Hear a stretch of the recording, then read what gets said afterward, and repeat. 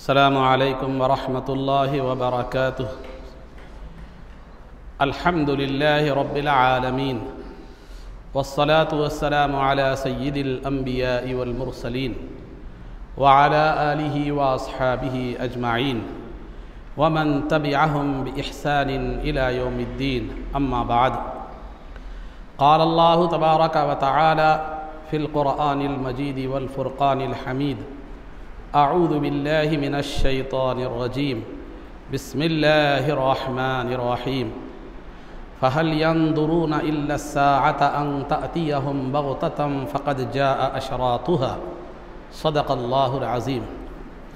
क़ाल अल्लाहु तबारक व तआला फ़ी शअनि हबीबिही सल्लल्लाहु अलैहि वसल्लम।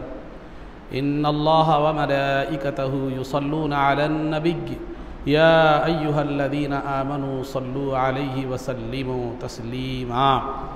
अल्लाहुम्मा सल्लि वसल्लिम वज़िद वबारिक अला हबीबिका सय्यिदिना व नबिय्यिना व मौलाना मुहम्मदिन व अला आलिहि व अस्हाबिहि अजमाइन। अज़ीज़ान मोहतरम, इससे क़ब्ल आप हज़रात के सामने क़ियामत की अलामात सग़रा यानी छोटी छोटी अलामतें क्या हैं वो बतलाई गई थी, और ये भी बतलाया गया था कि छोटी अलामतों का जो दायरा है, उसका जो शुमार है, उसकी जो हद है, वो नबी पाक सल्लल्लाहु अलैहि वसल्लम की विलादत बासआदत से इमाम महदी के ज़ुहूर तक है। इस दौरान जो वाक़ियात पेश आएंगे वो क़ियामत की अलामात सग़रा यानी छोटी अलामतें होंगी। अब रहा आज क़ियामत की अलामात कुबरा का जो है ना ज़िक्र किया जाएगा। तो क़ियामत की अलामात कुबरा का जो दायरे कार है, उसका जो पीरियड है, वो इमाम महदी के ज़ाहिर होने से लेकर पहली सूर के फूके जाने तक है। उस दौरान जो अलामात ज़ाहिर होंगी वो अलामात कुबरा यानी क़ियामत की बड़ी बड़ी अलामतें कहलाएंगी। क़ियामत की जो बड़ी बड़ी अलामतें होंगी उनकी शुरुआत और उनका आगाज़, और उन अलामतों में सबसे पहली अलामत जो होगी वो इमाम महदी का ज़ुहूर होगा। इमाम महदी का ज़ुहूर होगा। महदी जो है ना, ये अरबी लफ्ज़ है, उसके माने हिदायत याफ्ता के हैं। तो लफ्ज़ी एतबार से, लुग़वी एतबार से महदी हर उस शख्स को कह सकते हैं जो हिदायत याफ्ता हो, जो हिदायत याफ्ता हो। जैसे सरकार दो आलम सल्लल्लाहु अलैहि वसल्लम ने खुलफ़ाए राशिदीन को भी कहा है कि अलैकुम बिसुन्नती व सुन्नतिल खुलफ़ाइर राशिदीनल महदीयीना, तुम पर मेरी और मेरे हिदायत याफ्ता खुलफ़ाए राशिदीन की सुन्नत तुम पर लाजिम है। तो खुलफ़ाए राशिदीन को भी सरकार ने महदी कहा है। तो लफ्ज़ी एतबार से, लुग़वी एतबार से महदी हर उस शख्स को कह सकते हैं जो है हिदायत याफ्ता हो। लेकिन अक़ायद के बयान में क़ियामत की अलामतों में जिस महदी का ज़िक्र किया जाता है उससे मुराद इमाम महदी हैं, जो क़ियामत की बड़ी अलामतों में सबसे पहली जो है ना अलामत हैं। तो महदी तो फ़र्क के लिए, तमीज़ के लिए, पहचान के लिए क्या है, यह कहा इमाम महदी को कहा जाता है महदी मौऊद या महदी मुंतज़र। महदी मौऊद या महदी मुंतज़र पहचान के लिए। महदी से मुराद वो महदी हैं जो क़ियामत के करीब आएंगे। पहचान के लिए महदी मौऊद, महदी मुंतज़र। महदी मौऊद का मतलब ये है कि वो महदी जिनके क़ियामत के करीब आने का वादा किया गया है। महदी मुंतज़र तो वो इमाम महदी जो क़ियामत के करीब आएंगे, जिनका इंतज़ार किया जा रहा है। तो अज़ीज़ान मोहतरम, ये महदी मौऊद जिनका मैं तज़किरा कर रहा हूँ, क़ियामत की जो बड़ी अलामतों में से एक अलामत है, ये महदी मौऊद या महदी मुंतज़र है। ये सादात होंगे, सादात घराने से होंगे। सय्यदुना अली रज़ी अल्लाह तआला अन्हु के जो साहिबज़ादे हैं, इमाम हसन रज़ी अल्लाह तआला अन्हु की औलाद में से होंगे। अल्लाह ने उन्हें इमाम हसन रज़ी अल्लाह तआला अन्हु की औलाद में क्यों भेजा, उसकी एक हिकमत ये भी बयान की जाती है कि इमाम हुसैन रज़ी अल्लाह तआला अन्हु की औलाद में औलिया कसरत से हुए हैं। कसरत से जो है ना औलिया जो हुए हैं ये इमाम हुसैन रज़ी अल्लाह तआला अन्हु की औलाद में औलिया की कसरत है। इसका मतलब ये नहीं है कि इमाम हसन रज़ी अल्लाह तआला अन्हु की औलाद में औलिया नहीं हुए, नहीं, कसरत यहाँ पर है। तो अल्लाह रब्बुल इज़्ज़त ने कायनात के जो आखिरी वली हैं, आखिरी मुजद्दिद हैं, उनको जो है ना अल्लाह रब्बुल इज़्ज़त इमाम हसन रज़ी अल्लाह तआला अन्हु की औलाद में जो है ना भेजेगा। तो ये सादात होंगे, इमाम हसन रज़ी अल्लाह तआला अन्हु की जो है ना औलाद में से होंगे। इनका नाम सरकार का नाम होगा, इनके वालिद का नाम सरकार के वालिद का नाम होगा, और इनकी वालिदा का नाम सरकार की वालिदा का नाम होगा। यानी इनका नाम मोहम्मद होगा, वालिद का नाम अब्दुल्ला होगा, और वालिदा का नाम आमिना होगा। और मुहद्दिसीन इकराम ने इनकी तकरीबन 200 अलामतें बताई हैं। इमाम महदी की तकरीबन 200 अलामतें जो है ना बतलाई है। आजकल आप फेसबुक पे इंटरनेट पर सुन रहे हैं महदी का ज़ुहूर हो गया, वो ज़ुहूर होगा, ये पाकिस्तानियों की शरपसंदियाँ जो ख़ास तौर पर आपको नज़र आ रहे हैं। थोड़े थोड़े दिन में देखिए पाकिस्तान में कोई ना कोई नया नया बाबा ज़ाहिर होता है, या कोई नया कोई फितना क्या कर जाता है, वो जन्म में आता है। वो अब इलेक्ट्रॉनिक मीडिया से मुतासिर होकर हमारे हिंदुस्तान के लोग भी उससे क्या हो रहे हैं, वहाँ के फ़ैशन से, वहाँ की तहज़ीब से, वहाँ की गुमराही से मुतासिर क्या हो रहे हैं। तो लिहाजा दीन के मामले में वहाँ जुर्अत बड़ी ज़्यादा पाई जाती है। तो खुलासा गुफ्तगू ये है कि ये बहुत से महदी के दावेदार पैदा हुए हैं, बल्कि ख़ुद ग़ुलाम अहमद क़ादियानी ने भी महदी का दावा किया था।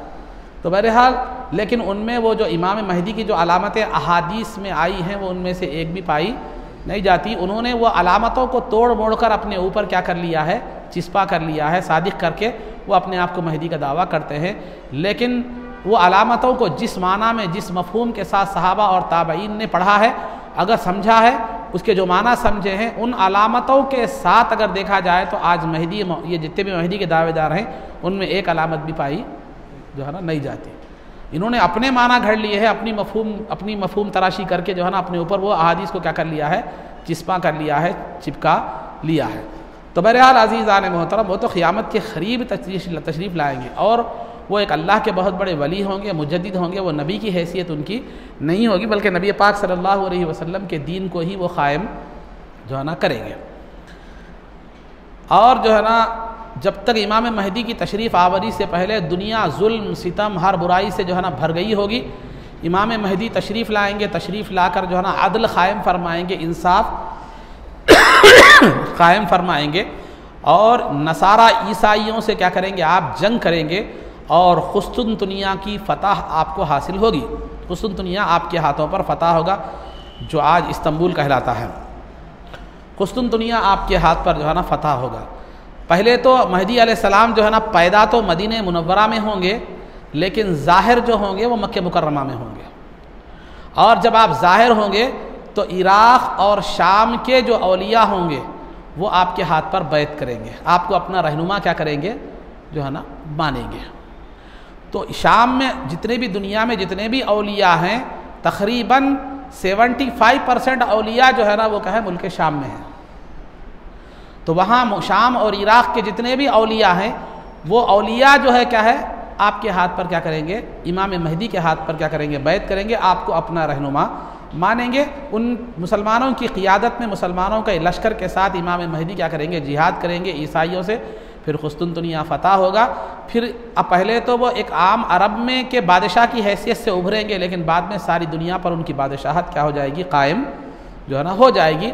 उसके बाद जब आप फ़तह करेंगे दुनिया को, तो आप मुसलमानों के इंतज़ाम को संवारने के लिए, संभालने के लिए, वो निज़ाम हुकूमत को बनाने के लिए आप मुल्क शाम तशरीफ़ ले जाएंगे, दिमश्क को, वहाँ तशरीफ़ ले जाएंगे। अभी आप इंतज़ामी उमूर को दुरुस्त करने और संवारने में रहेंगे। उसी दौरान दज्जाल का ज़ुहूर होगा। दज्जाल क्या होगा, ज़ाहिर होगा।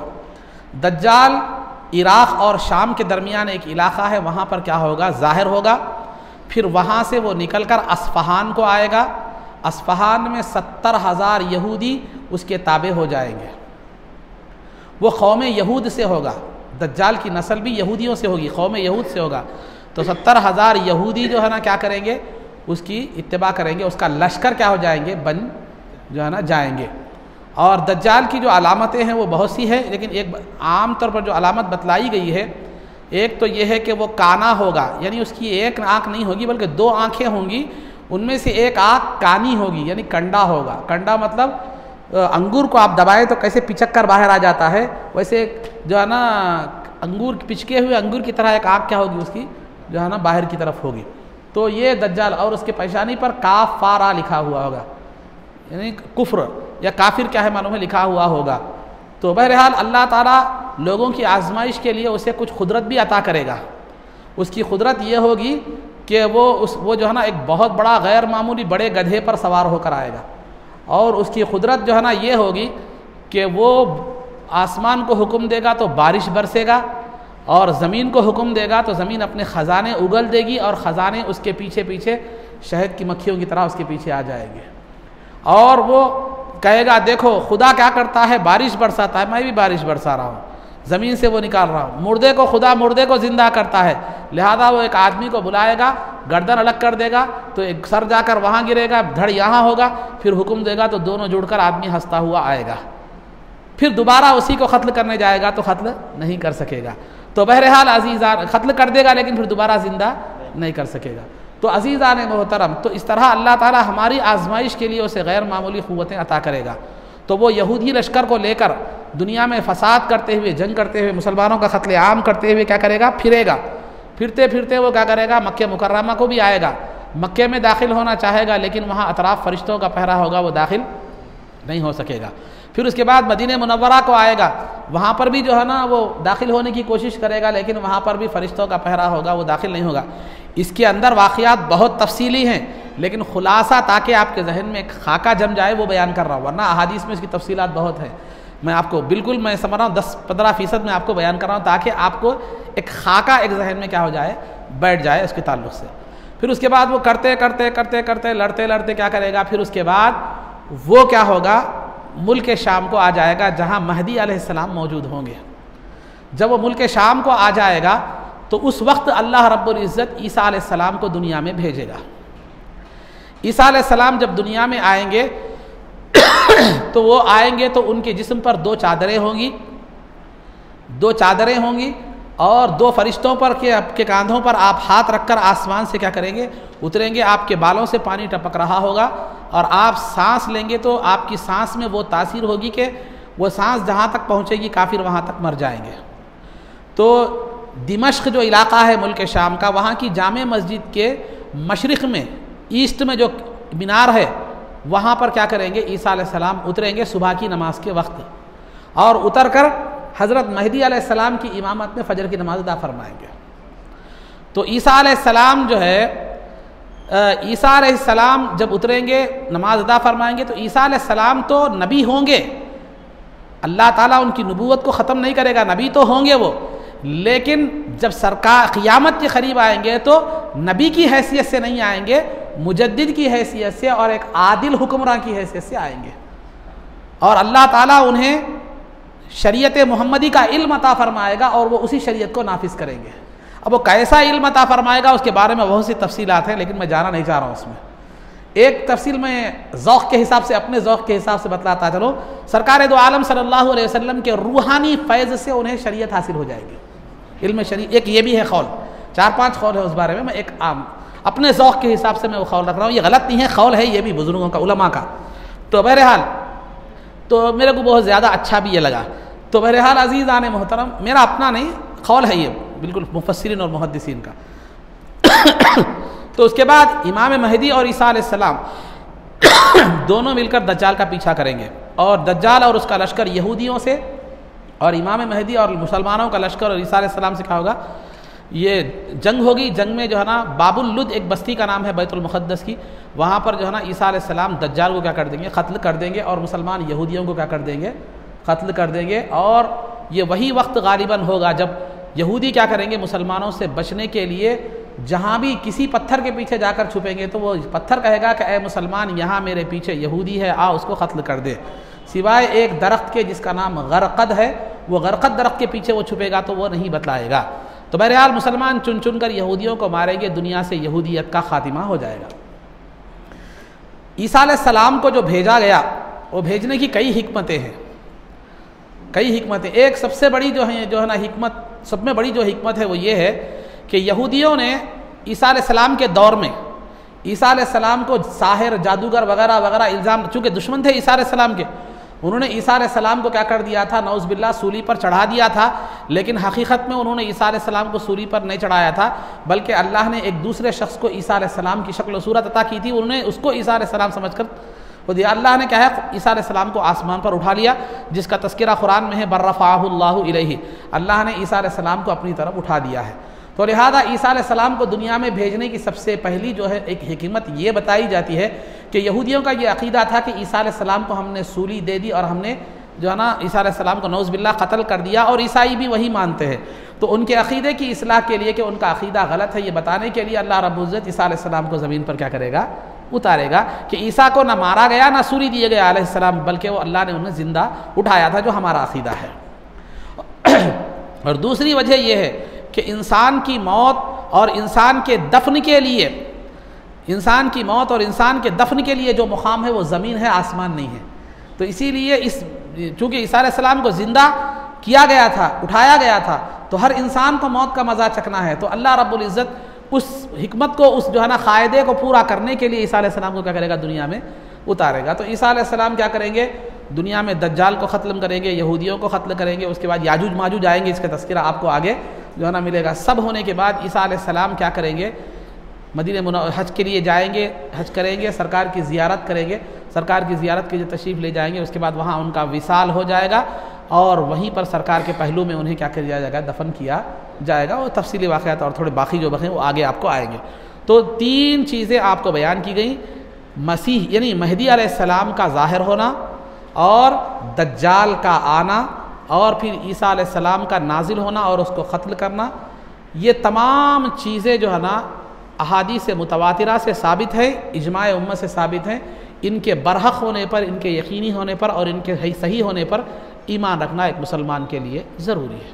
ये मुख्तसर तौर पर अलामत कुबरा जो क़ियामत की बड़ी बड़ी अलामतें हैं, उनमें से 3 अलामतों का मैंने मुख्तसर तौर पर जो है ना ज़िक्र किया है, दीगर अलामतों का ज़िक्र आगे किया जाएगा। अब रहा दूसरी बात, सीरत में आप हज़रात के सामने ये बात बतलाई गई थी कि सरकार दो आलम सल्लल्लाहु अलैहि वसल्लम मदीना मुनव्वरा तशरीफ़ लाए और अबू अय्यूब अंसारी रज़ी अल्लाह तआला अन्हु के घर में आपने क़ियाम फरमाया। मदीने को आने के बाद सरकार दो, जैसे मैंने इससे कबल भी बतलाया था कि मक्के में और मदीने में क्या फ़र्क है। मक्के में सिर्फ काफिरों और मुशरिकीन से मुकाबला था, लेकिन मदीने में कई लोगों से मुकाबला था। यहूदी भी थे, मुशरिकीन भी थे, नसारा भी थे, अगरचे के माइनॉरिटी उसमें थे, और मुनाफिक वगैरह भी थे। तो सरकार दो आलम सल्लल्लाहु अलैहि वसल्लम जब मदीने को तशरीफ़ लाए तो आपने क्या किया, सबसे पहले वहाँ एक मुआहदा अमन का आपने फरमाया, क्योंकि ये अंदेशा था कि कहीं सरकार जब दीन का काम करने जाए और जब दीन की तबलीग करने जाए तो कहीं रुकावटें पैदा ना हो, कहीं मुखालफतें पैदा ना हो। तो सबसे पहले वहाँ के रहने वालों को अपना हमनवा बनाना चाहिए, और फिर ये अगर वो लोग, उन लोगों से अगर मुआहदा ना किया जाए तो ये अंदेशा था कि कुफ़ारे मक्का जैसे हबशा को जाकर, मुसलमान हिजरत करके हबशा को गए थे, साबिक़ में मैंने बतलाया है, हबशा को गए थे तो हबशा के बादशाह को जाकर उकसाया था मुसलमानों के ख़िलाफ़ कुफ़ारे मक्का ने। कहीं आकर यहाँ के लोगों को भी क्या है, उकसा कर मुसलमानों के ख़िलाफ़ माहौल ना बनाएं, इसीलिए सरकार ने आपस में अमन का मुआहदा किया। वहाँ यहूद व नसारा और जितने भी लोग थे, यहूदी मालदार थे, बड़े मालदार थे, और जो है ना बड़े उनके बड़े बड़े क़िले थे, सूद देकर वो बहुत पैसे हासिल मालदार बन गए थे, मजबूत थे। अगरचे के कबीले औस और खजरज ये मुशरिकीन के बड़े बड़े कबीले थे, बड़े लोग थे, लेकिन यहूदी उनसे कम थे। लेकिन मक्कारी से इन दोनों के दरमियान, दो कबीलों के दरमियान हमेशा झगड़ा फसाद क्या है करवाया करते थे, करवा कर उन्होंने उन पर अपना तसल्लुत कायम कर लिया था, डिवाइड एंड रोल बोले ऐसा।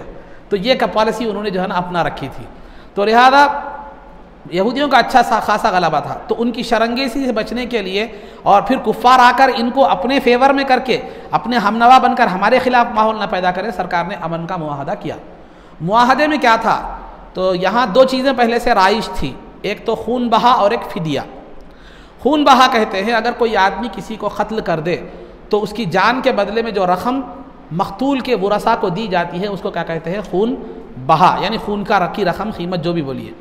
और दूसरा फ़िदिया कहते हैं, कोई क़ैद वगैरह हो जाए तो छुड़ा कर जो रकम देकर छुड़ाई जाती है उसको क्या कहते हैं, फ़िदिया। ये दो चीज़ें राइश थी वहाँ पर, उनको जूगा तो वैसे ही बरकरार रखा गया। बाद में जो मुआहदे किए गए वो ये किए गए कि मुसलमान खा वो हिजरत करके जो मुहाजिरीन आए हैं वो हों, या जो मदीने के रहने वाले मुसलमान जो अंसार हैं वो हो, बहरहाल मुसलमानों में सब दाखिल है। तो मुसलमान, यहूदी, ईसाई वगैरह जितने भी मदीने के या मदीने के अतराफ़ व अकनाफ के जितने भी लोग हैं, सब आपस में मिलजुल कर अमन के साथ रहेंगे, अमन के साथ रहेंगे। इनमें से किसी एक की भी किसी के साथ सुलह है तो सबके साथ सुलह होगी, किसी की दुश्मनी है तो सबके साथ क्या होगी, दुश्मनी होगी। और हर एक अपनी मजहबी आज़ादी क्या है, हर एक को हासिल होगी, वो अपने मज़हब का प्रचार आज़ादी के साथ क्या कर सकेगा, कर सकेगा। ये जो कौमें आपस में मुआहदा कर चुकी थी, इनमें से कोई और एक दूसरा इनसे हटकर कोई अगर इन पर हमला करता है तो पूरे मिलकर उसका डिफेंस करेंगे, और अगर कोई बाहर से मदीने पर हमला करता है तो सब मिलकर उसका क्या करेंगे, मुकाबला जो है ना करेंगे। और ये सब चीज़ें जो है ना आपस में एक दूसरे से लड़ाई झगड़ा नहीं करेंगे, आज़ादाना तौर पर तिजारत भी होगी, तबलीग भी हो, हर एक की अपनी। तो मजहबी जंगें अगर हैं तो वो उससे इस्तिस्ना होगी। अगर कोई मजहबी तर्ज की जंग है तो फिर वो उसकी इजाज़त सबको रहेगी मजहबी आज़ादी के तहत। तो ये थी जो है मुआहदा जो सरकार ने पहले मदीने से आने के बाद अहले मदीना से और मदीने के अतराफ जो क़बाइल थे उनसे आपने ये मुआहदा किया, ताकि पहले मामले को पुरसुकून बनाया जाए। उसके बाद जो है ना आदमी क्या कर, उसके बाद जो है ना मामले को, दीन को फैलाया जा सकता है, इशाअत के दीन में मददगार साबित होगा ये काम। उसके बाद दूसरा काम जो था मस्जिद नबवी की तामीर। मदीने में कोई मस्जिद नहीं थी, एक मवेशी खाना था, एक जानवरों के बांधा जाता था, उस मुकाम को अला करके ख़त्म करके उसको वहाँ पर नमाज़ पढ़ी जो है ना जाती थी, तो उसको मस्जिद में तब्दील किया। मस्जिद के तौर पर ना एक जगह नमाज़ पढ़ने के लिए क्या कर दी गई थी, मुतय्यन जो है ना कर दी गई थी, तो लिहाजा उसी में लोग नमाज़ पढ़ते थे, मस्जिद की कमी थी। तो सरकार दो आलम सल्लल्लाहु अलैहि वसल्लम को ख्याल पैदा हुआ, 1 हिजरी के वाक़यात बताओ। 1 हिजरी में पहला क्या हुआ, यहूदियों के सरकार जब मदीने को आए तो वहाँ से हिजरत का साल शुरू हुआ, जैसे मैंने पहले बताया है। ये 1 हिजरी था। 1 हिजरी में काम जो पहला हुआ वो यहूदियों से, अतराफ़ व अकनाफ के क़बाइल से अमन का मुआहदा अमन। फिर दूसरा मस्जिद नबवी की जो है ना तामीर।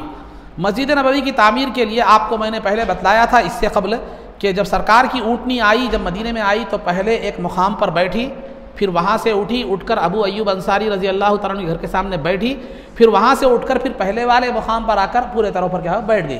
तो पहले मुकाम पर जो ऊँटनी बैठी थी वहाँ पर मस्जिद नबवी बनाने का जो है ना इरादा किया गया। वहाँ वो मस्जिद, वहाँ की जो जगह थी वो एक 2 यतीम बच्चे जिनका नाम सहल और सुहैल था, उनके खजूरों के सुखाने का मुकाम था। वो खजूर सुखाते हैं, खजूर तोड़ने के बाद सुखाए जाते हैं, तो जैसे हमारे पास खल्ला खेत वगैरह सुखाते हैं, तो वो सुखाने का मुकाम था।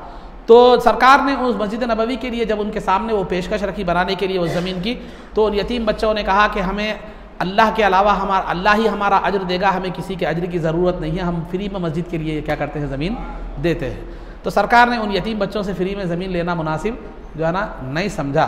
तो यहाँ हमें ये बात दी जा रही है, कोई फ्री में पेशकश कर रहा है तो मोहब्बत अक़ीदत में कर रहा है तो जो है ना हर चीज़ आँखें दर घसीट नहीं होना चाहिए, बल्कि सामने वाले की हालत को भी हमें क्या है पेश नज़र रखना चाहिए। गरीब है, मोहब्बत में दे रहा, ठीक है, चलो आ रहा फ्री में ले लिया, नहीं, बल्कि उसकी भी इसको पेश नज़र रखना चाहिए। एक तालीम हमें इसमें क्या होती है, मिलती है। ये मेरा एक जहन में एक बात आई, बोल दिया, आप इससे इख्तिलाफ भी रख सकते हैं।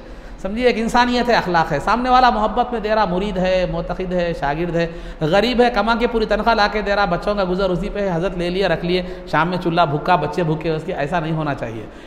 तो इस बात का ख़ास तौर पर लिहाज रखना। तो यतीम बच्चे थे, सरकार ने फ्री में वो ज़मीन लेना क्या है मुनासिब नहीं समझा, तो लिहाजा सरकार दो आलम सल्लल्लाहु अलैहि वसल्लम ने ज़मीन, अबू बकर सिद्दीक़ रज़ी अल्लाह तआला अन्हु ने उस ज़मीन को ख़रीदा 10 दीनार में, जो सोने का सिक्का था। तो 500 दिरहम के अल्फा, दिरहम की भी शक्ल में आते हैं, बहरहाल दिरहम चांदी का सिक्का था, दीनार सोने का सिक्का था।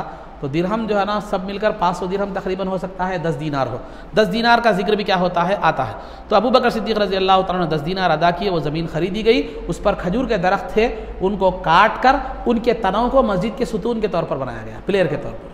वहाँ कुछ मुशरिकीन की खबरें भी थी, उनको मेट दिया गया, क्योंकि ज़मीन मुसलमानों की मिल्कियत हो चुकी थी वो, तो लिहाजा वो खबरों को मिटा दिया गया। उसके बाद मस्जिद नबवी तामीर की गई। वो मस्जिद नबवी तक का जो रकबा था, उसका जो स्क्वायर था, वो तकरीबन 100 बाई 100 गज था, तकरीबन थोड़ा कम ज़्यादा 100 बाई 100 गज था। उसकी जो बुनियादें खोदी गई तकरीबन जो है ना 3 हाथ अंदर बुनियादें खोदी गई, और 3 हाथ अंदर बुनियादें खोदी गई, और सरकार ने कच्ची ईंटें बनाने का सहाबा को हुक्म दिया, खुद भी आपने वो ईंटें बनाई। फिर उसके बाद कच्ची ईंटों की दीवारें बनाई गई, और सुतून के तौर पर, प्लेयर के तौर पर खजूर के तने लगा दिए गए और खजूर के जो फड़े होते हैं, जो पत्ते जिसको कहते हैं शाखें, जो पत्ते, उसको छत के तौर पर डाल दिया गया। लेकिन बाद में बारिश होकर पानी अंदर आने लगा तो जो है ना वो जो है उस पर फिर गारा यानी मिट्टी लीप दिया गया ताकि बारिश अंदर ना आ सके। ये मस्जिद बज़ाहिर छोटी थी, बज़ाहिर मामूली थी, लेकिन वो मस्जिद और उसमें नमाज पढ़ने वाले ऐसे लोग थे, कायनात में उसकी मिसाल नहीं थी। तो लिहाजा मस्जिद की जीनत इमारत से नहीं, मस्जिद की जीनत इबादत से है। मस्जिद की जीनत उसको आबाद करने से है। तो क़ियामत की अलामतों में से एक निशानी जो है ना ये भी बतलाई गई है कि मस्जिदें आबाद होगी लेकिन हिदायत से वीरान होगी, समझे। तो मस्जिद तो बना दी, पल भर में ईमान की हरारत वालों ने मन अपना पुराना पापी था, बरसों में नमाजी बन ना सके, ऐसा ना होने पाए। तो बहरहाल अज़ीज़ान मोहतरम, खुलासा गुफ्तगू, ये मस्जिद बन गई। इसके 3 दरवाजे थे। एक दरवाज़ा तो उस तरफ था जहाँ आज क़िबला है। हमारे पास क़िबला मगरिब यानी वेस्ट में है, मदीना मुनव्वरा में क़िबला साउथ यानी जुनूब में है। तो आज जुनूब में है क़िबला, तो आज क़िबले की जो दीवार है वहाँ पर एक दरवाज़ा था, एक दरवाज़ा था, और एक दरवाज़ा मगरिब में था जिसको बाबुर रहमा कहते हैं, और एक दरवाज़ा जिससे सरकार आते जाते थे वो बाबे जिब्राइल था। तो सरकार चूँकि मदीने जब तशरीफ़ लाए तो आपने 16 या 17 महीने बैतुल मुक़द्दस की तरफ रुख करके नमाज़ पढ़ी। मदीने में आने के बाद बैतुल मुक़द्दस की तरफ रुख करके आपने क्या की, नमाज़ पढ़ी, ताकि यहूदी क्या हो जाए, इस्लाम से मानूस हो जाए। जैसा कि आजकल हमारे पास बहुत से लोग जो है ना, शाफ़ई जो लोग हैं, अहले सुन्नत व जमात है, वो जो है ना नमाज का तरीक़ा गैर मुक़ल्लिदों का देखकर हमारी तरह से बल्कि उसमें चले जा रहे हैं, नहीं मालूम हो के, अरे इनकी नमाज हमारी नमाज एक है बोल के, लेकिन अक़ीदे का फ़र्क हमारे समझ नहीं सके। शाफ़ई हज़रा जो अवाम में है, समझे, तो उन्होंने भी हाथ उठा रहे, हम भी हाथ उठा रहे, सब नमाज एक ही छः बोल के। तो बहरहाल अज़ीज़ान मोहतरम, एक ज़िमनी बात आई थी। तो शेर और बिल्ली अगर सूरत एक हो तो शेर बिल्ली, बिल्ली शेर जो है ना नहीं होता। तो बहरहाल अज़ीज़ान मोहतरम, ये यहूदियों को क़रीब लाने के लिए, यहूदियों को मानूस करने के लिए, चूँकि यहूदियों का क़िबला बैतुल मुक़द्दस था, तो जो है ना सरकार दो आलम सल्लल्लाहु अलैहि वसल्लम ने 16 या 17 महीने मदीने में बैतुल मुक़द्दस की तरफ रुख करके नमाज़ पढ़ी। तो उस वक्त क़िबला बैतुल मुक़द्दस की तरफ था, जुनूब की तरफ नहीं था। तो जुनूब में चूँकि क़िबला नहीं था तो वहाँ एक दरवाज़ा बना दिया गया था। बाद में जब तहवील क़िबला का हुक्म आ गया, क़िबले को बदलने का हुक्म आ गया, काबे की तरफ रुख करने का हुक्म दिया गया, तो क़िबले का जो दरवाज़ा था वो करके बंद कर दिया गया, उसके अपोजिट में दूसरा दरवाज़ा खोल दिया गया। तो ये थी मस्जिद नबवी की तामीर, ये पहली तामीर थी। जब मस्जिद नबवी की तामीर हुई तो बाद में एक नमाज जनाजा के लिए एक जगह मुतय्यन कर दी गई मस्जिद से अलहदा। और मसलक हनफी में भी, इमाम मालिक के पास भी मसला यही है कि नमाज जनाजा बग़ैर किसी मजबूरी के मस्जिद में ना पढ़ाई जाए, मस्जिद उसके लिए एक अलग मुकाम हो, ये बेहतर है। अगर नहीं है, जब हम जैसा हमारे पास आज वो माहौल नहीं है या वैसा वो नहीं है, तो जो है ना क्या है, वो हम क्या है मस्जिद में ही पढ़ते हैं। मस्जिद में पढ़ते रहे तो भी इस बात का लिहाज रखें, आंगन में नमाज जनाजा क्या करें, अदा करें, मस्जिद के अंदर नमाज जनाजा अदा जो है ना करें। हाँ, कोई बारिश हो रही है, कोई है तो फिर मस्जिद में एक मजबूरी की सूरत में एक अलग बात है। तो अब जो है मस्जिद नबवी की तामीर में क्या बात, 3 चीज़ें बनाई गई। एक तो उस वक्त सरकार दो आलम सल्लल्लाहु अलैहि वसल्लम की अज़वाज मुतहरात में 2 अज़वाज मुतहरात थी। बीबी खदीजा रज़ी अल्लाह तआला अन्हा का इंतकाल हो चुका था, वो हिजरत से पहले ही। तो बीबी खदीजा रज़ी अल्लाह तआला अन्हा के इंतकाल के बाद सरकार दो आलम सल्लल्लाहु अलैहि वसल्लम ने सौदा बिनते ज़मा रज़ी अल्लाह तआला अन्हा से निकाह फरमाया। उसके बाद जो है ना बीबी आयशा सिद्दीक़ा रज़ी अल्लाह तआला अन्हा से निकाह फरमाया। तो आपके निकाह में दोनों थी, वो मक्के मुकर्रमा में थी अभी। तो मस्जिद की तामीर होने के बाद सरकार ने बाजू में 2 उम्महातुल मोमिनीन चूँकि मौजूद थी, 2 उम्महातुल मोमिनीन के हुजरे जो है बनाए गए। एक तरफ चबूतरा बनाया गया गरीब मुसलमानों के लिए, जिसको अस्हाब सुफ़ा का चबूतरा आज भी कहते हैं। सुफ़ा के माने अरबी में चबूतरे के। तो वहाँ सहाबा इकराम का वो जो है ना दरसगाह थी, इशाअत हदीस का जो है ना वो मुकाम था, दारुल हदीस था समझिए आज के लिहाज। तो सहाबा इकराम वहाँ पर उनकी अपनी ज़िंदगियों को सरकार की हदीस की इशाअत के लिए उन्होंने वक़्फ़ कर दिया था, वही काम उनका था। वो जो है ना रहते थे उस सुफ़ा के मुकाम पर। वो भी बड़े एक जो है ना ईमान अफरोज़ वाक़ियात उनके हैं, लेकिन तफसील की खातिर मैं जिक्र नहीं कर रहा हूँ। तो बहरहाल एक नमाज जनाजा के लिए अलग अलग जगह का इंतखाब किया गया और उम्महातुल मोमिनीन के 2 हुजरे फिल वक्त बनाए गए, और फिर जो है ना एक अस्हाब सुफ़ा का चबूतरा जो है ना बनाया गया। सरकार दो आलम सल्लल्लाहु अलैहि वसल्लम उम्महातुल मोमिनीन के हुजरे तैयार होने के बाद मक्के मुकर्रमा को लोगों को भेजकर सौदा बिनते ज़मा रज़ी अल्लाह तआला अन्हा जो सरकार की उम्महातुल मोमिनीन में से थी, और बीबी आयशा सिद्दीक़ा रज़ी अल्लाह तआला अन्हा जो उम्महातुल मोमिनीन में से हैं, सरकार की ज़ौजा मोहतरमा है, फिर जो है ना आपकी दो साहिबजादियाँ उम्मे कुलसूम और बीबी फातिमा रज़ी अल्लाह ताला अन्हुमा, और फिर बीबी आयशा रज़ी अल्लाह ताला अन्हा का घराना, यानी उनकी वालिदा उम्मे रूमान, बीबी आयशा की वालिदा उम्मे रूमान, उनकी बहन अस्मा और उनके बेटे अब्दुर्रहमान बिन अबू बकर, उन सब को सरकार ने बुला भेजा, उनको बुलाने का हुक्म दिया और कासिद भेजकर उनको बुलाया। उसके बाद सरकार दो आलम सल्लल्लाहु अलैहि वसल्लम अबू अय्यूब अंसारी रज़ी अल्लाह ताला अन्हु के मकान से अपने जो दो हुजरे थे उनमें क्या हुए, मुंतकिल हो गए, शिफ्ट हो गए। वो हुजरे क्या थे, कच्ची ईंटों के, खजूर के फड़लों के हुजरे थे, दरवाजे भी नहीं थे, सिर्फ टाट डाले हुए थे। हुजरे तो मामूली थे, लेकिन जो है ना उनका मुकाम वो था कि वहाँ वही इलाही का नुज़ूल होता था, जिब्रील अमीन उसमें तशरीफ़ लाते थे। तो अलगर्ज़ अज़ीज़ान मोहतरम, ये सरकार की पहली तामीर थी मस्जिद नबवी की। फिर उसके बाद 7 हिजरी में, ये तो पहली हिजरी का वाक़या था, 7 हिजरी में जब खैबर फतह हुआ, यहूदियों का जो खिला बहुत बड़ा खिला था, तो उसके बाद सरकार दो आलम सल्लल्लाहु अलैहि वसल्लम ने मस्जिद नबवी की दोबारा तामीर फरमाई, उसमें थोड़ा सा कुशादगी फरमाई। और जो जो उम्महातुल मोमिनीन सरकार के निकाह में आती रही, तो मस्जिद के अतराफ़ में मकानात थे, हारिसा बिन नुअमान रज़ी अल्लाह ताला अन्हु के मकानात थे। वो जो जो सरकार का निकाह होता, एक एक ज़ौजा के लिए एक एक मकान नज़र करते जलाते थे, हदिया करते जो है ना चले जाते थे, और सरकार जो है ना उसमें सरकार अपनी ज़ौजा को उसमें रखते थे। जब 7 हिजरी में खैबर फतह हुआ और मस्जिद नबवी को कुशादा करने की बात आई, तो बाजू में एक अंसारी सहाबी का जो है ना घर था, ज़मीन थी, तो सरकार ने फरमाया क्या तुम इस ज़मीन को जन्नत की ज़मीन के बदले में मस्जिद नबवी के लिए दोगे? जन्नत की ज़मीन के बदले में मस्जिद नबवी की जो है ना के लिए दोगे, तो इसके बदले में, इस ज़मीन के बदले में तुम्हें मैं जन्नत की ज़मीन दूंगा। इससे सरकार का इख्तियार मालूम होता है जन्नत पर। तो बहरहाल अज़ीज़ान मोहतरम, तो वो सरकार, वो अंसारी साहबी बहुत गरीब थे, उनके लिए वो देना मुमकिन नहीं था, तो उन्होंने या रसूल माज़रत खाई कि या रसूलल्लाह मैं बच्चे वाला हूँ, गरीब हूँ, मेरे लिए वो सिवाय वो एक ज़रिया कुछ भी नहीं है। तो ये बात उस्मान गनी रज़ी अल्लाह ताला अन्हु को पहुँची है। तो उस्मान गनी रज़ी अल्लाह ताला अन्हु ने 10,000 दिरहम वो अंसारी सहाबी को देकर ज़मीन मस्जिद नबवी के लिए वक़्फ़ की, और सरकार से अर्ज़ किया कि या रसूलल्लाह वो जो वादा है जन्नत की ज़मीन का, क्या मेरे लिए भी है? देखिए, सरकार के इल्म और इख्तियारात पर सहाबा बहस नहीं करते थे, यकीन का दर्जा था। क्या था?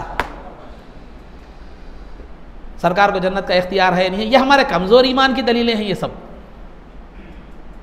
इसी वजह से अल्लामा इमाम शरफुद्दीन बूसरी रहमतुल्लाह अलैह क़सीदे बुर्दा में, क़सीदे बुर्दा जो सरकार की बारगाह में मकबूल क़सीदा है, सरकार ने उसको समात फरमा कर झूमा भी ख्वाब में, तो वो क़सीदे में फरमाते हैं दा मद्दाअतहुन नसारा बिनबिय्यिहिम वहकुम बिमा शिअता मदहन फीही वहतकिमी।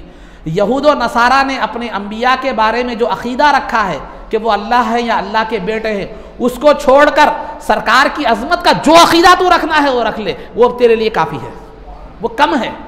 तो सरकार को खुदा या खुदा का बेटा बनाना या शिर्क के दर्जे में ताज़ीम करना, उसको छोड़कर जो भी सरकार के लिए अजमत हो वो रवा है। तो अलगर्ज़ अज़ीज़ान मोहतरम, उसके बाद उस्मान गनी रज़ी अल्लाह ताला अन्हु से भी सरकार ने ये वादा फरमाया। तो ये 7 जो है ना 7 हिजरी में दोबारा सरकार ही की ज़िंदगी में मस्जिद नबवी की दोबारा तामीर हुई। सरकार की ज़िंदगी के बाद जब सैयदना अबू बकर सिद्दीक़ रज़ी अल्लाह ताला अन्हु का दौरे खिलाफत आया, तो अबू बकर सिद्दीक़ रज़ी अल्लाह ताला अन्हु ने उसमें कोई तब्दीली नहीं फरमाई। कुछ सुतून टूट गए थे, आपने उन्हीं सुतूनों को दोबारा नसब फरमा दिया, मस्जिद की हैत वही रही। उमर फ़ारूक रज़ी अल्लाह ताला अन्हु का दौरे खिलाफत आया, तो आपने मस्जिद को तो कुशादा कर दिया, लेकिन तामीर का वह अंदाज़ वही था, खजूर के फड़ले, खजूर के सुतून, कच्ची ईंटों की दीवारें। लेकिन उस्मान गनी रज़ी अल्लाह ताला का जब दौरे खिलाफत आया, तो आपने मस्जिद की ज़मीन को भी क्या कर दिया, जो है ना कुशादा कर दिया, और बजाय कच्ची ईंटों के आपने नक्शे वाले पत्थरों का जो है ना इस्तेमाल किया। लेकिन उस पुरानी तर्ज को बाद सहाबा जो है ना पसंद फरमा रहे थे, ख्वाहिश थी कि वही रहे। लेकिन उस्मान गनी रज़ी अल्लाह ताला ने खुतबा दिया, उसके बाद वो इश्कालात जो है दूर हो गए, उसकी तफसीलात करना मकसूद नहीं है। खुलफाए राशिदीन के बाद जब दौरे खुलफा ख़त्म हो गया, तो उसके बाद जो अब्दुल मलिक बिन मरवान का जब दौर आया, तो जब मस्जिद नबवी की कुशादगी की बात आई, तो उम्महातुल मोमिनीन के जो हुजरे थे अतराफ, एक हुजरा तो बीबी आयशा रज़ी अल्लाह ताला अन्हा का था, जिसमें आज सरकार आराम फरमा है, जो गुंबद खजरा है। बाजू में जो उम्महातुल मोमिनीन के हुजरे थे, उन हुजरों को मस्जिद नबवी में दाखिल करने के लिए जब तोड़ने का हुक्म हुकूमत की तरफ से आया, तो लोगों की सदमे से चीखें निकल पड़ी, सदमे से चीखें निकल गई। क्यों? ये ईमानी रसूल पाक सल्लल्लाहु अलैहि वसल्लम से वाबस्ता निस्बत रखने वाली चीज़ों से उनकी मोहब्बत का अंदाज़ा था। क्या मोहब्बत थी, अगरचे कि मस्जिद के लिए ही वो तोड़ा जा रहा है, लेकिन उसके बावजूद भी उन घरों से, उन मकानात से जो सरकार के हुजरे थे, मुसलमानों की दिल भी कल्बी लगाव और अकीदत इस कदर थी कि चीखें निकल गई उनको तोड़ने का हुक्म सुनकर खाली। बहरहाल हाकिम वक्त था, उसकी मुखालफत तो नहीं कर सकते थे। एक जो है ना, एक बुजुर्ग ने कहा, जिनका नाम अबू उमामा गालिबन सहल बिन हुनैफ रजी अल्लाह तआला अन्हु, उन्होंने कहा कि काश इन हुजरों को ऐसे ही रहने दिया जाता ताकि बाद में आने वाले लोग ये देख लेते कि जिस जात को अल्लाह ने ज़मीन के खजानों की चाबियां दी है उनकी ज़िंदगी कितनी सादा थी, ये दूसरों के लिए नमूना बन जाती। ये जो है ना उस बुजुर्ग ने जो है ना ये कहा। तो बहरहाल ये मस्जिद नबवी की तामीर का मामला रहा, ये यहूदियों से मुआहदे का मामला रहा। और एक हिजरी के वाक़ियात में से, अहम वाक़ियात में से मैंने 2 वाक़िए आपके सामने जिक्र किए, यहूदियों और अतराफ़ व अपनाफ के क़बाइल से मुआहदा, और फिर दूसरा मस्जिद नबवी की तामीर, और दीगर जो वाक़ियात हैं इंशाअल्लाह आगे बयान किए जाएंगे। आदाब में आप हज़रात के सामने लिबास के आदाब बयान किए जा रहे थे, वो सिलसिला ख़त्म हो गया। अब रहा खाने के आदाब, खाने पीने के आदाब जो है ना बयान किए जाएंगे। खाना खाने से पहले जो है आप हजरात दोनों हाथों को और कुल्ली को अच्छी तरह धो लें। साबुन मैसर आ जाए तो साबुन, या रेती न तो रेती, मिट्टी वगैरह जो भी है, बहरहाल अच्छी तरह क्या कर लें, दोनों हाथों को अच्छी तरह धो लें और कुल्ली कर लें, ताकि हाथ भी साफ़ हो जाए, मुँह भी साफ़ हो जाए। तो ये खाने से पहले भी आपको दोनों हाथ धोना है, कुल्ली करना है, और खाने के बाद भी दोनों हाथ धोना है और कुल्ली जो है ना करना है। तो मगर फ़र्क ये है कि खाने से पहले जो आप हाथ धोते हैं उन हाथों को तौलिए से, दस्ती वगैरह से ना पोंछें। खाने के बाद जो धोते हैं उससे क्या करें, आप उसको तौलिए वगैरह दस्ती से पोंछ सकते हैं। बज़ाहिर हिकमत ये मालूम होती है कि खाने से पहले जब आप हाथ अच्छी तरह धो लिए, तौलिए या दस्ती से हाथ पोंछना चाहे तो मुमकिन है वो दस्ती हमेशा साफ़ हो या तौलिया साफ़ हो, ज़रूरी नहीं है, धोने का फ़ायदा नहीं होगा। फिर वही गंदे हाथ आप क्या करेंगे, खाने में शुमार कर लें। अब खाने के बाद तो मसला नहीं रहता, वो आप पोंछ लें तुआल वगैरह से तो काफ़ी है। तो लिहाजा खाने के बाद जो हाथ धोने का हुक्म है इसलिए है कुल्ली करने का, ताकि वो जो ग़िज़ा की चिकनाहट जो है वो हाथों पर ना रहे और जो है ना मुंह में ना रहे, क्योंकि उससे मुंह में जरासीम पैदा होने का और हाथों को जो है ना जानवरों के नुकसान पहुंचाने का अंदेशा है। ऐसे वाक़ियात भी हुए हैं कि जो है ना सरकार ने हदीस में ये फरमाया, अगर कोई अपना हाथ ना धोए तो वो अपने हाथ न धोने का ज़िम्मेदार, अगर चूहे वगैरह उसके हाथों को कतरते हैं तो उसका ज़िम्मेदार वही है, क्योंकि हाथों में चिकनाहट वगैरह होते हैं तो चूहे वगैरह जो भी है जो है ना शैतान भी चाटता है बोल के है, फिर जो है ना चूहे वगैरह भी क्या करते हैं, या चूंटियाँ या जो भी जहरीले जानवर है वो क्या करते हैं, उसको ये करने का अंदेशा है। तो लिहाजा ये जो है खाने के बाद भी दोनों हाथ, पहले भी दोनों हाथ धोना और कुल्ली करना है, खाने के बाद भी दोनों हाथ अच्छी तरह धोना है, ताकि हाथ की चिकनाहट, वो जो ग़िज़ा की चिकनाहट है वो ख़त्म हो जाए, और कुल्ली जो है ना करना, कुल्ली भी अच्छी तरह करें ताकि उसकी जो ग़िज़ा की जो चिकनाहट है वो क्या करें, मुंह से ख़त्म हो जाए। मैं यहाँ एक हमारे पास जो गलती आमतौर पर दावतों में होती है उसकी तरफ मैं एक इशारा करता चलूँ कि हमारे पास दावतों में आमतौर पर मुमकिन है हुस्न ज़न, तो ये है कि जहन में नहीं रहता आमतौर पर, इस वजह से ये होता है कि जो है ना हम लाखों की दावत करते हैं लेकिन हाथ धोने के लिए छोटा साबुन नहीं रखते। नतीजा क्या होता है, दस्तरखान पे हरीस पर रखे हुए पूरे नींबू गायब हो जाते हैं। वो लोग पूरे नींबू लेकर क्या करते हैं मानो में, पूरे हाथ धोने के लिए क्या करते ले जाते, उससे कमा हक़ हो सफाई भी नहीं होती और एक फिर रिस्क भी क्या होता है, ज़ाये चला जाता है। तो इस बात की तरफ हम लिहाज रखें कि थोड़ा सा साबुन रख लें तो नींबू से ज़्यादा सफाई जो है ना उसकी होती है। एक बात ये जो हमारी इस जानिब जो है हमें तवज्जो देने की ज़रूरत है। दूसरी बात जो है ना, जो लोग हाथ धोने के लिए कुल्ली करने का हुक्म है, सफरा निकालने का हुक्म नहीं है। खाना खाने के बाद हाथ धो के कुल्ली करो बोले तो जाके वहाँ उसमें जो है ना वाश बेसन में जो है ना नाक साफ करना, खार खीर पूरा सफरा जैसा आप सुबह में मुँह धो रहे वैसा निकालते हैं। वो अभी लोग खाना खा के आए हुए होते हैं, उसमें ये इस तरह का जो अमल ये जो है ना पसंदीदा अमल नहीं होता। नाक भी वहीं साफ़ करते हैं, वहाँ भी वही साफ़ करते हैं, एकदम जो है किरा। कभी भी कोई बात याद रखिए कि आप ऐसी हरकत ना करें जिससे क्या होता है सामने वाले को कोई किंदराहट या जो है ना अच्छा ख़राब मालूम हो, समझे। तो किसी को तकलीफ़ देना अच्छी बात नहीं है, खा वो ज़ुबान जिस्मानी हो या मेंटली हो, कुछ भी हो। तो बहरहाल अज़ीज़ान मोहतरम इस बात से भी ख़ास तौर पर जो है ना लिहाज रखें। तो ये हो गया। उसके बाद खाने के लिए जो आप बैठते हैं वो बैठने का तरीक़े, या तो आप दोनों घुटनों को खड़ा कर दें, जिसको हम उखड़ बैठना कहते हैं, दोनों घुटनों को खड़ा करके बैठे, या नहीं सीधा पैर खड़ा करें, बाएं पैर को बिछा दें, ये दूसरा तरीक़ा है। या तीसरा तरीक़ा क्या है, कायदे में जैसा बैठते हैं नमाज में वैसे दो जानों क्या करें, बैठे। और टेका ना ले, तकिया वगैरह दीवार वगैरह पर टेका लेकर क्या करें, ना बैठे, बगैर टेका लेके इस तरह बैठे। नहीं अगर आप मोटे हैं या घुटनों में दर्द या कोई मजबूरी है तो आप क्या है जिस तरह चाहे बैठ सकते हैं। जहाँ तक हो सके ज़मीन पर बैठकर खाने की जो है ना कोशिश करें। खैर दावतों में तो एक मजबूरी होती है, एक अलग बात है। घर में भी जो है ना अंग्रेज़ी सिस्टम ला कर डाइनिंग टेबल वो टेबल की ज़रूरत नहीं है, समझे। इससे खाली पीली जहेज़ में इजाफा भी होता है आपको, बच्ची वालों को ऐसे परेशानी, समझे। आजकल ज़माना डाइनिंग टेबल है, डाइनिंग टेबल देना बोल के बोल, तो वो ऑप्शन इस कई को रखते हैं। ये एक सुन्नत पे अमल कर लो, नीचे बैठ के खाने की, डाइनिंग टेबल का ऑप्शन ख़त्म हो जाता है। तो बच्ची वालों के लिए थोड़ा सहूलत भी क्या होती है। तो खुलासा गुफ्तगू ये है कि बैठकर खाने की कोशिश करें। जैसे अगर नहीं है, मजबूरी है, तो शरीयत हर मजबूरी में जैसे सहूलत है वैसे इजाज़त देती है। और खाना शुरू करने से पहले बिस्मिल्लाहिर्रहमानिर्रहीम पढ़कर खाना शुरू करें, क्योंकि जिस खाने पर जो है ना बिस्मिल्लाह पढ़कर खाया जाता है उसमें खैर व बरकत होती है। और जिस खाने में खैर व बरकत होती है, जब वो पेट में जाता है तो रूह को भी रोशन करता है और इबादत की रग़बत भी पैदा करता है। और जिस खाने में शुरू में बिस्मिल्लाहिर्रहमानिर्रहीम ना पढ़ा जाए, शैतान उसमें शरीक हो जाता है और खाने से बरकत ख़त्म हो जाती है। वो खाना पेट तो खैर व बरकत ख़त्म हो जाती है, तो पेट भरने का काम तो कर लेता है, लेकिन उसके जो अच्छे असरात जो है ना वो क्या होते हैं, हासिल नहीं होते। आप बोलेंगे हाँ ये कब है, जबकि खाना भी हलाल हो, बरकत का मामला, खाना भी हलाल हो, बिस्मिल्लाहिर्रहमानिर्रहीम भी आप पढ़े हो। हराम का खा रहे हैं, हराम का लुक़मा है, लेकिन बिस्मिल्लाह पढ़ के खा रहे हैं तो कुछ भी नहीं होता, तारीख का तारीख ही रहता अंदर सब, समझे। तो लिहाजा ये बात की ख़ास तौर पर लिहाजा, तो बिस्मिल्लाहिर्रहमानिर्रहीम पढ़ के खाए। अगर शुरू में बिस्मिल्लाहिर्रहमानिर्रहीम पढ़ना भूल गए हो तो जब भी याद आए बिस्मिल्लाहि अव्वलहु व आखिरहु पढ़े।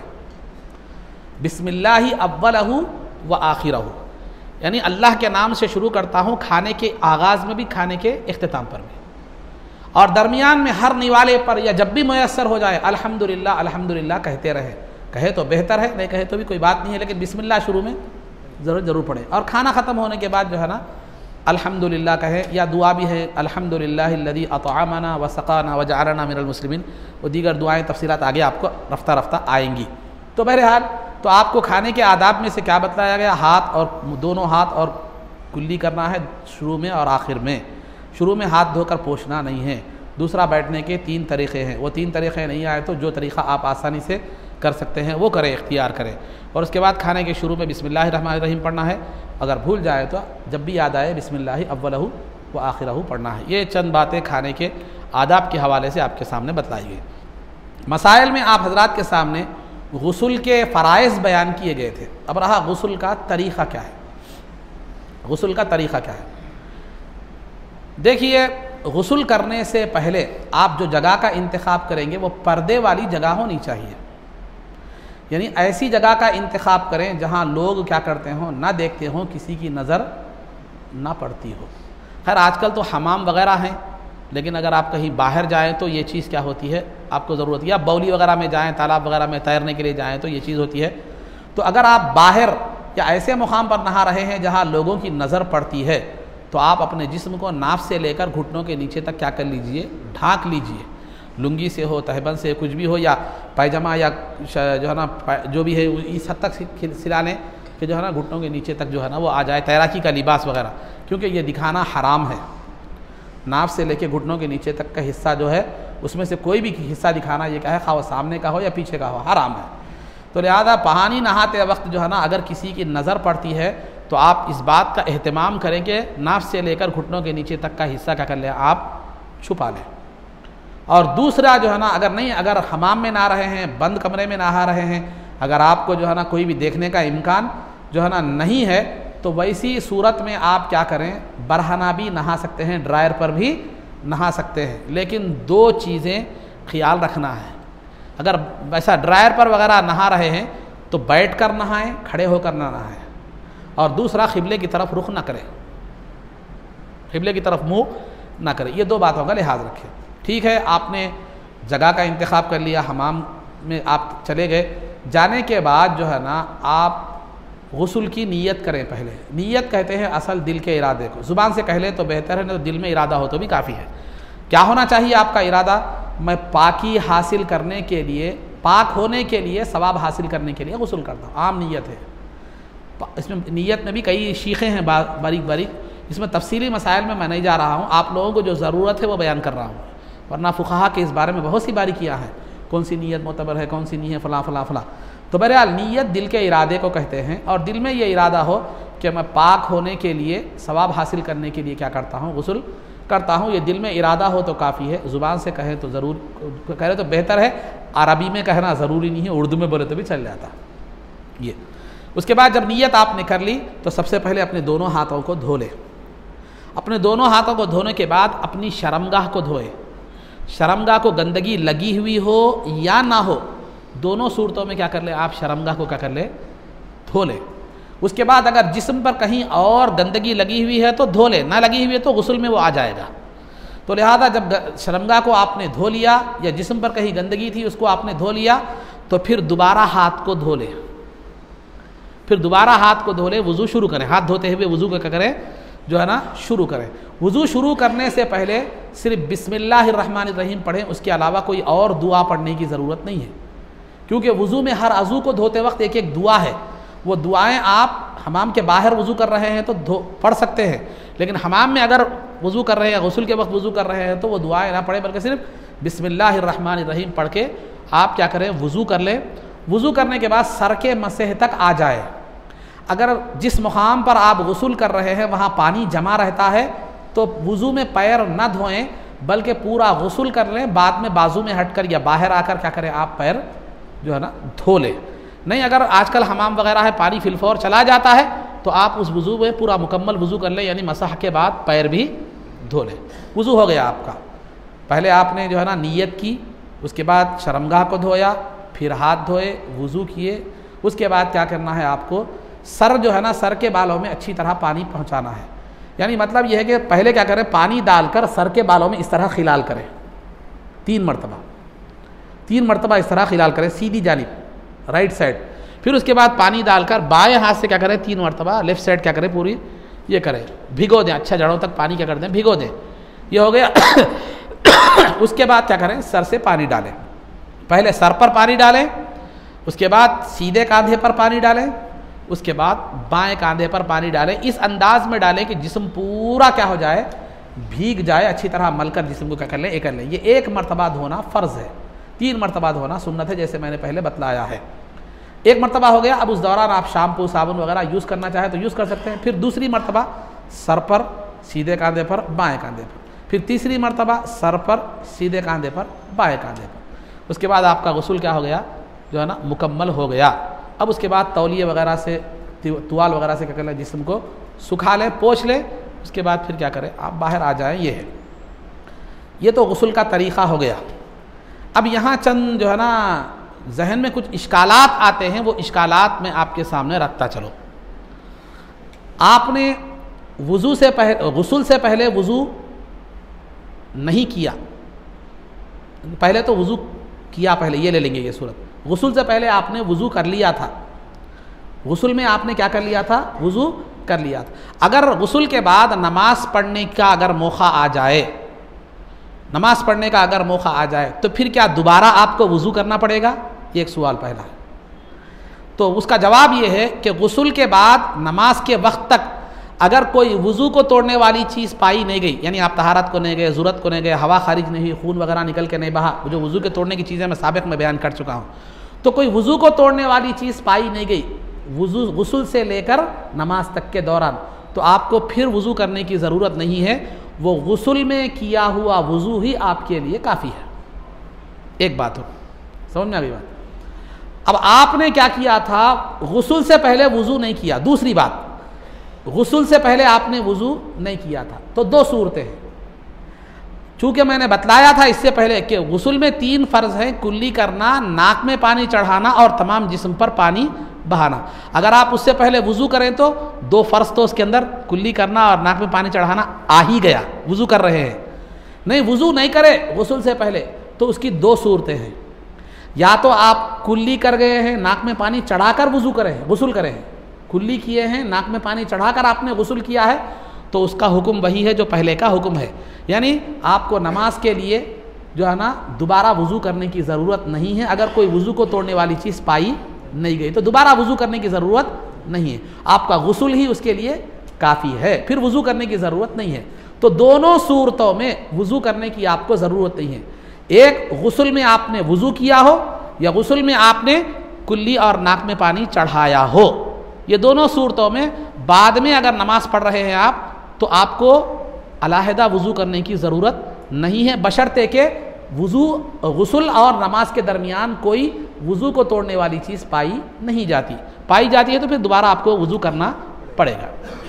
तीसरी सूरत जो है वो आपने आया जल्दी आ गए, खाली पानी डाल लिया, जिस्म पर नहा लिया, ख़त्म। कुल्ली भी करे नहीं, नाक में पानी भी नहीं चढ़ाए, कुल्ली नाक में पानी नहीं चढ़ाए आप गुस्ल में, डायरेक्ट क्या कर लिए मालूम है, वज़ू या गुस्ल कर लिए। गुस्ल करने के बाद याद आया आपको कि मैं कुल्ली नहीं करा, नाक में पानी नहीं चढ़ाया, खा हम्माम में याद आया, हम्माम के बाद याद आ जाए, या जो है ना कपड़े पहनने के बाद याद आ जाए, बाद में याद आया कि मैं सिर्फ जिस्म धोया, कुल्ली और नाक में पानी मैं नहीं चढ़ाया, तो आप उस वक्त क्या करें मालूम, फिल फौर उसी वक्त फिर दोबारा आपको गुस्ल करने की ज़रूरत नहीं है, कुल्ली कर ले अच्छे गरगरे के साथ, नाक में पानी चढ़ा ले। गरगरे के साथ कुल्ली करना चाहिए, नाक में पानी चढ़ाना चाहिए बांसे तक, ये नाक नरम, इससे पहले मैं बता चुका हूँ। तो जो है ना गरगरा कर लें, कुल्ली कर लें, नाक में पानी चढ़ा लें, ये काफ़ी है। एक सूरत होगी। चौथी सूरत, आपने वज़ू में गुस्ल में जो है ना कुल्ली और नाक में पानी नहीं चढ़ाया था और फिर बाद में भी याद नहीं आया, आप नमाज भी पढ़ लिए, आप नमाज भी पढ़ लिए, नमाज पढ़ने के बाद याद आया कि अरे मैं गुस्ल में क्या किया था, कुल्ली और नाक में पानी नहीं चढ़ाया था, और उसी गुस्ल से मैंने क्या कर लिया, नमाज भी पढ़ लिया, बाद में वज़ू भी नहीं करा, उसी गुस्ल से मैंने नमाज भी पढ़ लिया। तो अब वहाँ दो सूरतें हैं। अगर आपने गुस्ल नापाकी का गुस्ल किया था, यानी आपको गुस्ल फ़र्ज़ हो गया था, एहतलाम, मुबाशरत या किसी भी वजह से, उसके तफसीलात आगे आएंगे, गुस्ल आप पर फ़र्ज़ था, आपने गुस्ल किया और उसमें नाक में पानी भी नहीं चढ़ाया, कुल्ली भी नहीं की, और बाद में उसी गुस्ल से क्या किया, आपने नमाज पढ़ ली, तो आपकी नमाज नहीं होगी, नमाज नहीं होगी, बल्कि आपको फिर जो है ना कुल्ली करके नाक में पानी चढ़ा कर क्या है फिर नमाज पढ़ना, या बालफाज दीगर अच्छा ही एहतियात वज़ू करके नमाज पढ़ ली चलेगी, वरना कुल्ली और नाक में पानी भी चल जाएगा। नहीं, आपने जो गुस्ल किया था वो नापाकी का गुस्ल नहीं किया था, सफाई के लिए गुस्ल किया था, ऐसे ही सफाई के लिए, गर्मी हो रही थी या जिस्म में बो आ रही थी, पसीना, ऐसी सफाई के लिए, नापाक नहीं थे आप, सफाई के लिए आपने गुस्ल किया था, और उस गुस्ल में आपने कुल्ली भी नहीं की, नाक में पानी भी नहीं चढ़ाया, बाद में उसी गुस्ल से आपने नमाज भी पढ़ ली, तो नमाज कराहत के साथ अदा हो जाएगी, दोहरा लेने की ज़रूरत नहीं, दोहरा लेने की ज़रूरत नहीं है। बाद में आप कुल्ली कर लें, नाक में पानी चढ़ा लें या वज़ू कर लें, काफ़ी है। तो ये चंद सूरतें गुस्ल की। और आखिर में एक जो गलत फहमी हमारे अंदर है, गलत फहमी है, ये दूर करने की ज़रूरत है। आखिरी बात बता रहा हूँ, गलत फहमी कि हमारे पास बाज़ लोगों का ख़्याल है कि वो दुआ पढ़ के सिर पे से, ये कांधे पे से, ये कांधे पे से जो है ना पानी डाले तो जो गुस्ल होता, नहीं तो गुस्ल नहीं होता। बल्कि ये अक़ीदे के चलते बहुत से हमारे ख़वातीन क्या करते हैं, ख़तना का अगर वो होता है, ख़तना का गुस्ल दे रहे हैं तो क्या करते हैं, मालूम, उस्ताद इमाम के पास भेजते हैं, बच्चे ख़तना की दुआ का गुस्ल पढ़ के दियो बोल के। या कोई औरत जो है ना अय्याम से पाक हो गई है, या निफास जो बच्चे की विलादत के बाद जो अय्याम आते हैं उससे पाक हो गई, गुस्ल की दुआ पढ़ के दियो बोल के लाते हैं। ये सब चीज़ें कुछ भी ज़रूरत इसकी नहीं है। कुल्ली कर लिए, नाक में पानी चढ़ा लिए, आप जो है ना जिस्म पूरा आपका भीग गया तो आपका गुस्ल हो गया। ये सब चीज़ें जहन में रखने की ज़रूरत नहीं। ख़ास तौर पे वसा करे तो दुआ पढ़ के सिर पे से इधर से उधर से डाल लिए तो जो गुस्ल होता, नहीं तो नहीं, ऐसी बात नहीं है। बल्कि इंतहा तो ये बतलाता चलो, कोयल सागर गए थे पिकनिक को, आपको गुस्ल की ज़रूरत थी, कोयल सागर गए थे पिकनिक को, कट्टे पे से जा रहे थे, तालाब में गिर गए, पानी भी पी लिए, नाक में पानी भी चले गया, जिस्म भी भीग गया, आपका गुस्ल हो गया,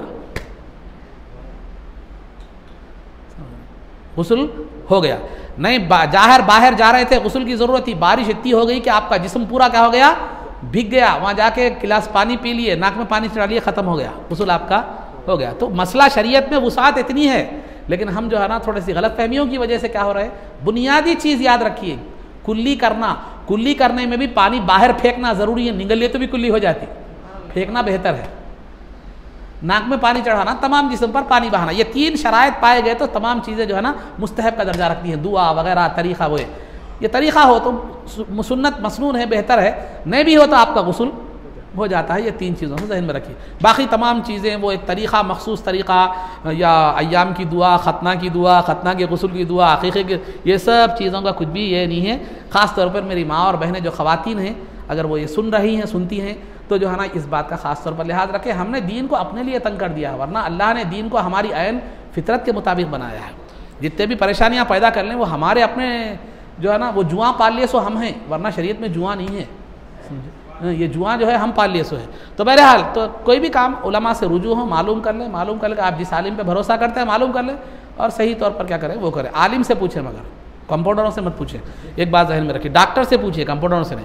तो बहरहाल ये चंद बातें मैं आपके सामने जाऊँ, क्योंकि अल्लाह ताला खुद कुरान में फरमाता फसअलू अहल ज़िक्री इन कुंतुम ला तालमून, अगर तुम्हें मालूम नहीं है तो अहले इल्म से पूछो, मालूम नहीं है तो अहले इल्म से पूछो, अहले जहल से नहीं, क्योंकि वो खुद नहीं मालूम है तो फिर क्या करेगा, हम तो डूबे हैं सनम तुम्हें भी ले डूबेंगे, वो मामला हो जाएगा।